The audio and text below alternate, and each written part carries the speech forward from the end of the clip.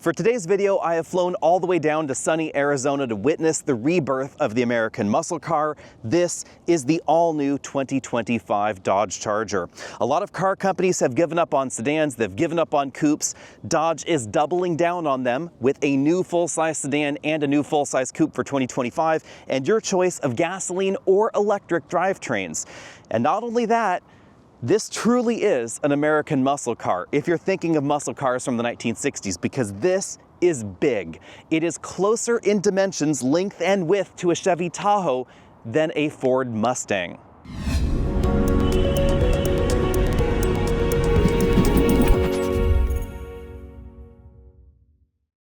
First things first, for 2025, Dodge is calling both the 3-door and the 5-door a Charger. So the Challenger name has ridden off into the sunset, and yes, I did say 3-door and 5-door because they're all really going to be big hatchbacks. We'll get to just how big in just a moment.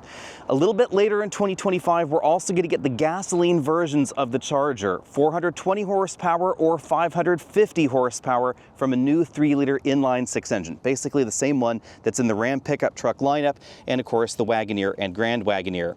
But the front end design is going to be a bit different between the electric versions and the gasoline version. The biggest difference is this aerodynamic intake right here, the sort of wing on the front end that we find in some other EVs. It's here for the same reason. It helps reduce air pressure up front. It also gives it this really cool look. So if you come around here, you can really see that aggressive aero treatment right there in the front. They're all going to have this big LED light bar running right across the front, and they're all going to have full LED headlights, at least for now. Lots of cooling going on down below because you'll get up to 670 horsepower in the EV version for the moment, and later there's going to be a Banshee version that's going to take that to even crazier levels. This is perhaps the most controversial angle for the new Charger because of the distance from the front door to the back of the vehicle.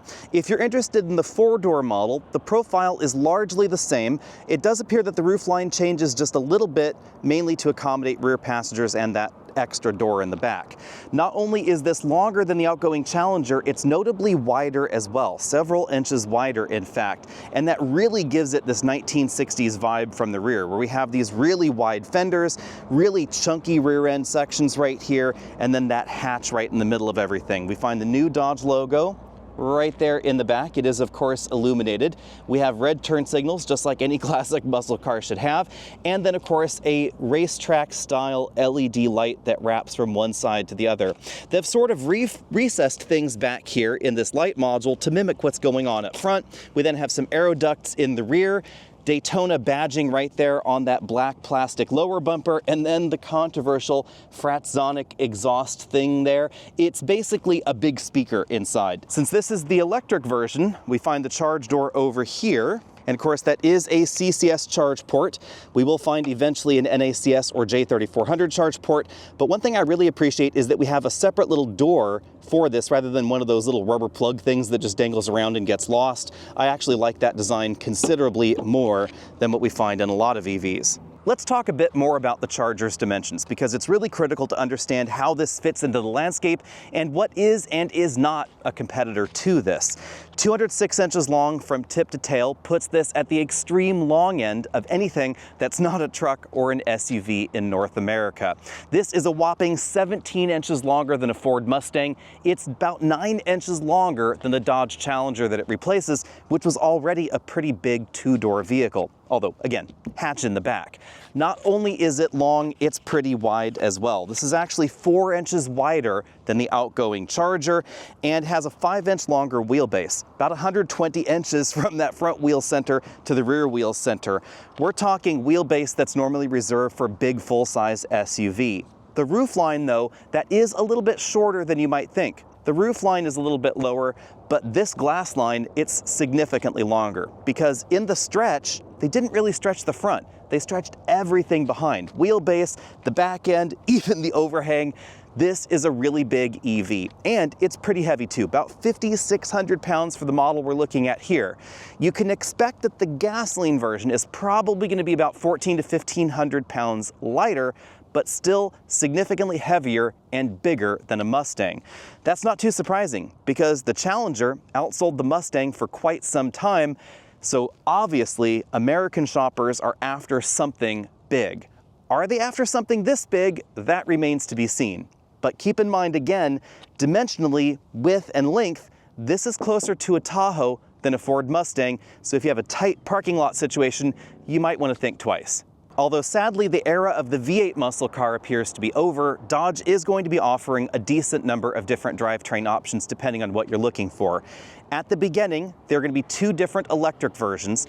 The Daytona RT with the Stage 1 package, that Stage 1 option right there on the front fender, that gives you 496 horsepower total, or you can get the Scat Pack, which bumps that up to 670 horsepower. Although, interestingly, both models use the exact same electric motors, so the difference appears to be entirely in the software.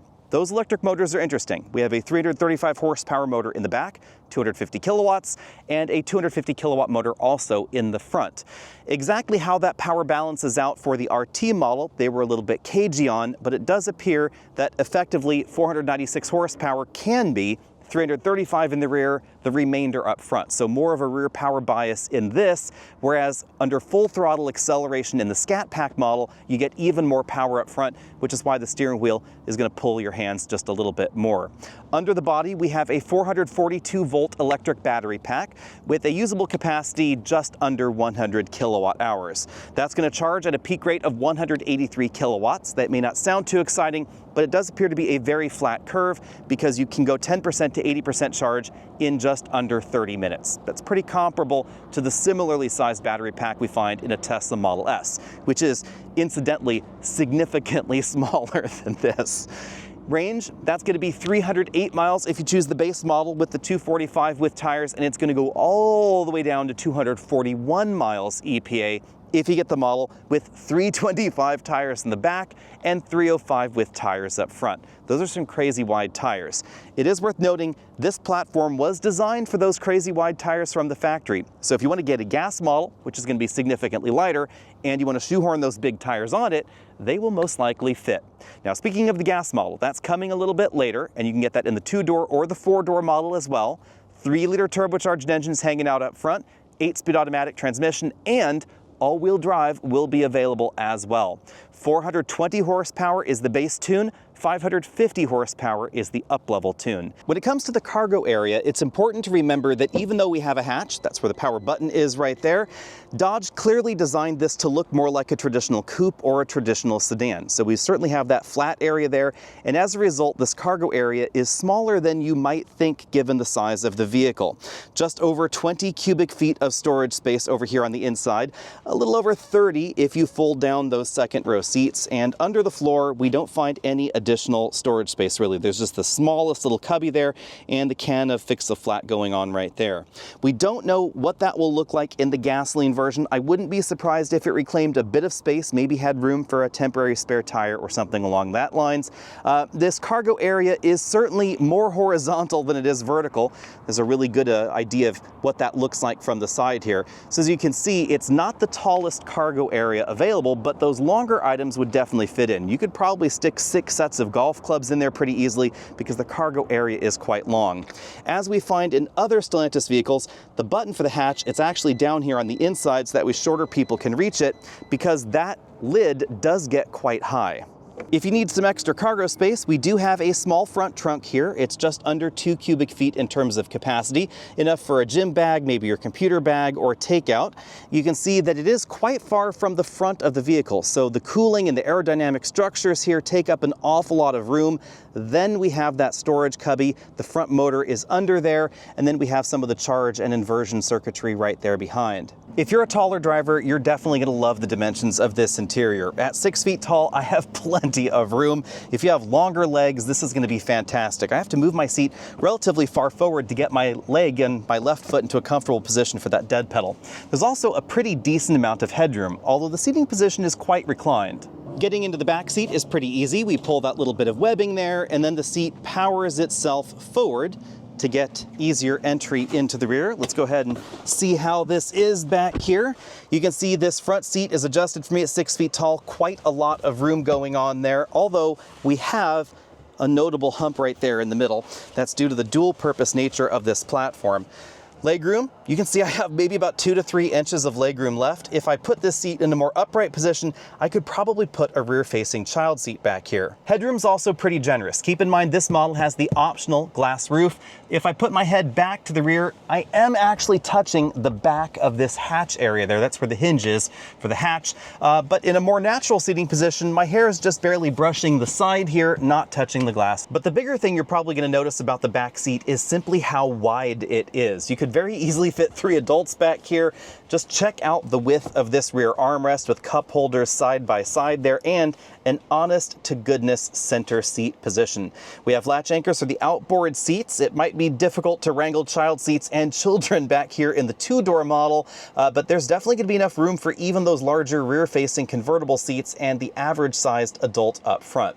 We have fixed in-place head restraints there, and the rear seats, of course, fold 60/40 style with the cargo area in the back, giving you enough room to take those spare tires to the track. This is the interior I spent most of my time in today. It's inside a $71,000 Daytona RT trim with the optional glass roof above there.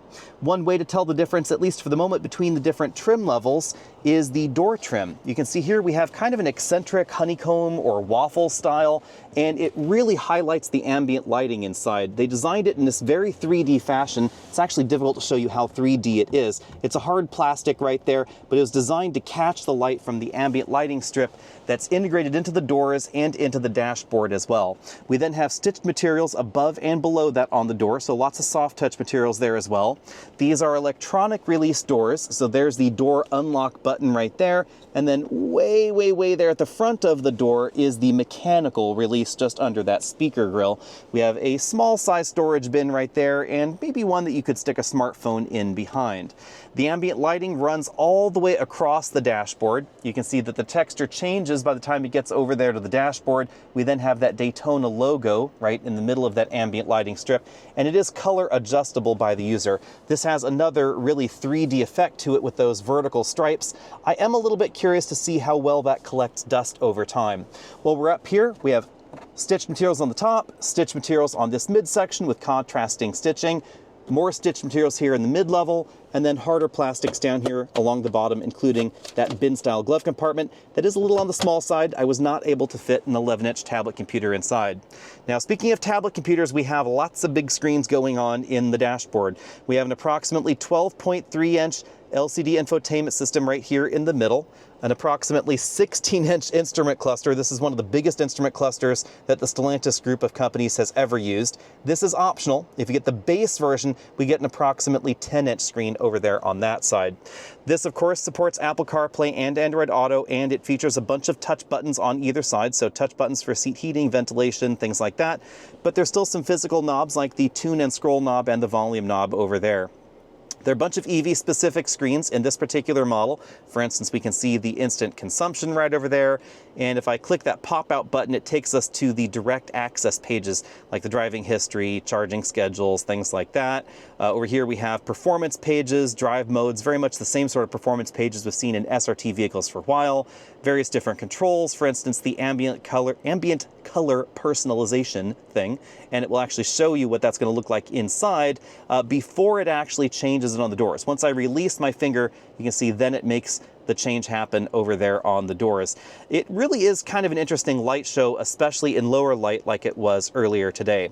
Below that, we have a bank of illuminated touch buttons. I am actually sad that Dodge is moving away from physical buttons that we've seen in some of their vehicles before to these touch buttons. This does offer haptic feedback, so you can see the button module actually moves as you touch it, and then it knows what you've done by where exactly you've pressed on that button bank. We then have two big air vents below, hazard light button there, some new physical buttons for disabling the parking sensors, the lane keeping system. We then have two USB-C input ports there that work with Apple CarPlay and Android Auto. You have the choice of wireless or wired. We also have a really big wireless charging mat there, so you shouldn't have any problem charging some of those larger smartphones. You can actually even put it in there with that USB cable connected. We then have another little area there where you could stick another smartphone, but that's not going to charge it. We have the newest pistol grip shifter here. I am really unclear about how much I like this. It feels awfully big and chunky, but it is kind of a novel design for an EV. Big cup holders behind that. power button right there, electric brake, and then moving back from there, we have the center console that opens to the side only, just that one side. You can see the fixed hinges over there, and then we have a small amount of storage there. And that's because even though this is an electric vehicle, it maintains the structure of the gasoline platform. So we have honestly a pretty big transmission tunnel there, because that was designed for that 8-speed automatic transmission. In the electric version, they do run some of the cables and other systems right there in that area, so it's not completely wasted space. Now back over here on the instrument cluster side, it does have some great animations, and there are a bunch of different views you can choose from. There's a very simplistic view there. You can get a almost full screen map view, and we go back to those dials. It's going to change a little bit based on the drive mode, so we can go get that drive mode there. You can see it changes the view to more of a horizontal theme, and then there are a bunch of different views still selectable even in that sport mode, as you can see, so you're not just restricted to those particular views. In the middle of the display, we have things like the trip computer readouts, audio readouts. You also have some vehicle settings. You can adjust the head-up display, and you can access those performance pages as well. Speaking of head-up display, that's that right there integrated into the dashboard. And then we have the new Dodge steering wheel that we're probably going to see in other models at some point soon. The buttons are very similar to what we see in the Jeep Grand Cherokee, with the controls for that multifunction LCD over here, controls for the adaptive cruise control, and the steering assistance system right over there. Big Dodge logo in the middle, drive mode toggles right there, and then the power shot button, which gives you 40 extra horsepower. All right, it's time to get the Charger out on the road. Keep in mind that to get the fastest 0 to 60 time, you are going to have to press that power shot button. And that applies to not just the 670 horsepower version of the Charger, but also the base model as well. So if you want to get nearly 500 horsepower out of this model, which is the base one that we're driving first, the RT trim, you have to press that button. And the extra power is accompanied by the soundtrack inside and outside. It is really quite loud.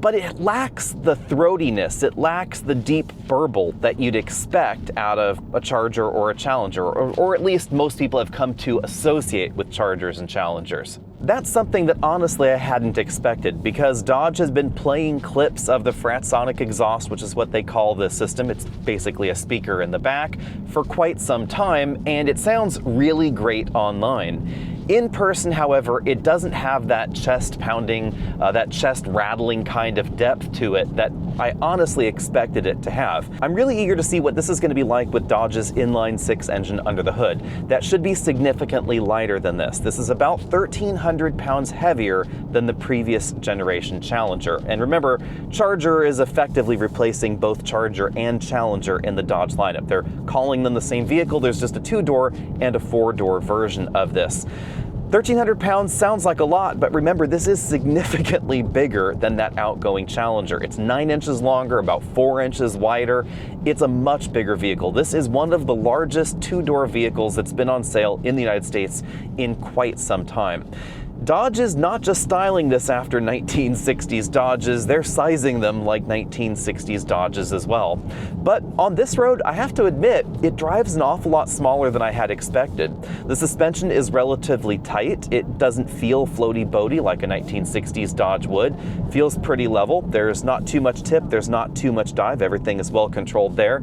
And this is the model without the adaptive suspension system, which is going to be available also. A lot of this has to do with not just the suspension design of the new Charger, but also the reality that we have some crazy wide tires here. You can get 305 width tires up front, 325 width tires in the rear. If you think a Porsche Taycan has some wide rubber on it, these are even bigger, and that's why we have such a big battery, but we have range figures that can be as low as 240 miles on the combined cycle. And remember, that combined cycle is not highway driving. If you get a Scat Pack version of this with the upgraded tire package, the track pack, etc., you should logically expect real-world highway driving range to be somewhere south of 200 miles. You're going to be stopping to charge quite frequently. On the other hand, if you get the base version of this, currently it's going to have 245 width tires on it, and it's probably going to give you about 280 miles of realistic highway driving range. It's a bit difficult to talk about efficiency since we haven't been driving this on our usual test course, but by the numbers, you should be ranging from just around 2 miles per kilowatt hour to 3 miles per kilowatt hour in the most efficient version. Pretty logical, of course, given the battery size and the general range figures. Let's talk about the rest of the driving dynamics though, because like we find in Hyundai and Kia EVs, we have paddles on the back of the steering wheel. I am really surprised that more EVs don't do this because it really allows you to have a lot of control over the throttle liftoff regen. Keep in mind we still have a blended braking system, so if I put my foot on the brake pedal, we're actually regenerating power into the battery. And that is different than we find in, for instance, Rivian or Teslas that don't have a blended braking system in this way. With those vehicles, when you put your foot on the brake pedal, you're commanding only friction braking. In this, you're commanding regenerative braking until you actually need more stopping power than the regenerative braking system can provide. Then it's going to feather in or blend in the friction braking, hence the name there. This system, it's always going to give you a little bit. So even in its least aggressive mode, you're still going to get some throttle liftoff regen. It feels kind of like a 6-cylinder engine. If we put it in the most aggressive mode, it's not the most aggressive one-pedal driving mode I've ever felt. It seems to be a little bit less aggressive than some of the vehicles out there, but it certainly gives you that one-pedal-like feel. Now, interestingly, we don't have any brake hold in this vehicle, so even in the most aggressive mode, we're still going to be creeping along here until we come to a natural stop because we're on a hill here. The vehicle's always going to imitate that regular automatic transmission style creep. Dodge is pretty upfront that they expect a reasonable number of people to be offended by the new electric Charger. Not just electric car fans that are offended by the relatively low efficiency numbers in the highest performing model, not just muscle car fans that are offended by the fact that there's no V8 engine under the hood, even in the upcoming gas model. That's going to only have an inline 6 or, of course, 2 different electric drivetrains. And the sound, it's going to offend some people too, because it's certainly V8 engine meets jet engine or something like that in the back. But if there's one thing that Dodge has been good at over the last few decades, it's developing crazy. And this is just crazy electrified in a way, especially that upcoming Banshee model. Who would have thought that we would need a nearly 207-inch long electric 2-door vehicle? Only Dodge is willing to give us this particular blend of crazy in America. This is almost as long, almost as wide as a Chevy Tahoe, but it's only got 2 doors. And if you want to go 0 to 60 in around 2 seconds, there's going to be one of those at some point soon. Also though, the price tag is relatively well done, I have to admit. We'll get to that in just a moment. Let's get to the track first.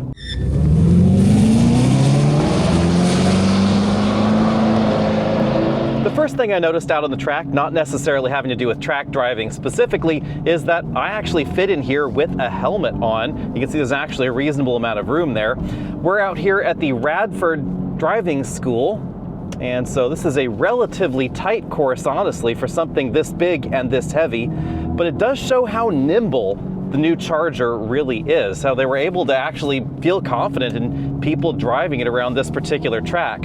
I am, of course, driving the Scat Pack model with the absolutely bonkers tires on it. 305s up front, 325s in the back. This one has the adaptive suspension system on it. It also has the DXR system, so it has the digital track monitoring system, so you can see your lap times and information like that. You can record new tracks, you can set up existing tracks. It really is basically the same systems that we've seen for a while in the SRT models, just modified for what is not yet an SRT EV. But don't worry, that's coming soon. It's honestly out on a track course like this where you start to notice just how heavy of an EV this actually is. You can really feel the weight in the corners. The adaptive suspension system does a good job controlling it, but this is certainly on the heavy side for a performance EV, thanks to that relatively big battery pack. The throttle's also very, very eager in the more aggressive drive modes, and you will certainly notice how easy it is to get 325 with tires a little unstuck in the back. And that's why, of course, they're having us do only 2 hot laps out on this track. Now's a good time to talk about 0 to 60 performance since we're at a drag strip. In the Stage 1 RT model, we ran 0 to 60 in 4.5 seconds. It did take some finesse to get that just right. We're going to see what this Stage 2 model can do out here on the drag strip. Now I am not going to use launch control here because apparently too much wheel spin has been a problem, and there's a lot of torque, so we had a lot of wheel spin. So I'm going to do my best to just try and roll the throttle on manually. Let's go ahead and creep up here, and we're getting close, And that's not too bad. You could definitely feel the tugging on the front. And 0 to 60 happened here in 3.4 seconds. We'll see what our time is here on the drag strip in just a second. I'm going to go ahead and turn off the race prep so that way I can get my climate control going back on here because it's 80-something degrees out here. And we'll see how that affects the 0 to 60 time. Not everybody out here has been able to get 0 to 60 quite as fast. There are lots of variables involved, even with the wide Eagle F1 tires we have on this particular model. 60 to 0 braking distance, also pretty impressive. I was able to test one of these out on a more regular road surface earlier, still out here at the Radford school, but I was able to get from 60 miles an hour back to 0 in just 109 feet. So even though this is pretty heavy, 5,600 pounds approximately, stopping distances were actually pretty solid. That's one of the surprising things about this. Thanks to really wide, grippy tires, it doesn't drive as big as you might imagine. If you're shopping for a new Charger, here are a few things to keep in mind. This 3-door electric model is going to go on sale right about the time that you're watching this video, with reasonable availability of different color and trim options by the end of January 2025. At least for the moment, every model is going to have at least the Stage 1 package on it. So when you see the advertised price of, let's check in, $59,595 plus a nearly $2,000 destination charge, keep in mind you also have to add $1,600 for the Stage 1 package. What the horsepower levels will be like without Stage 1, we are not overly clear on, but we know that that's going to be available a little bit later. Also later is going to be the 5-door electric model. That's going to be on sale in the first half of 2025. The second half of 2025 is when we're going to finally see the gasoline Chargers, which are going to account for the bulk of the sales volume. And there's another wrinkle to know on that one. At least at the beginning, the 3-door gasoline model is going to be available only with the 550 horsepower inline-6 engine. The 5-door model is going to be available only with the 420 horsepower version of that inline-6. Exactly when the bonkers Banshee model is going to go on sale, I'm not overly clear just yet. But you can bet that by 2026, you're probably going to find just about every version outside of that Banshee with reasonable availability and different combination of things. So if you want 550 horsepower in the sedan version or 420 horsepower in the coupe version, that's probably going to be available by 2026, just not at the beginning.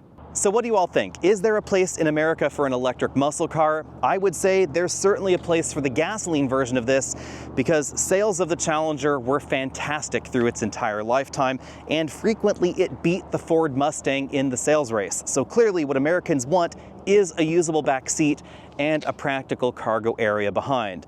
The real question is, do Americans want that combo with an inline-6 engine, or do they want it with an electric drivetrain? I will remind folks out there that are anti-inline-6 that a lot of classic muscle cars had inline-6 engines, just like the legendary Slant 6 that we used to find in Chrysler products. Let me know what you think about all that down there in the comment section below, and what do you think the 5-door and 3-door gas models are going to be priced at?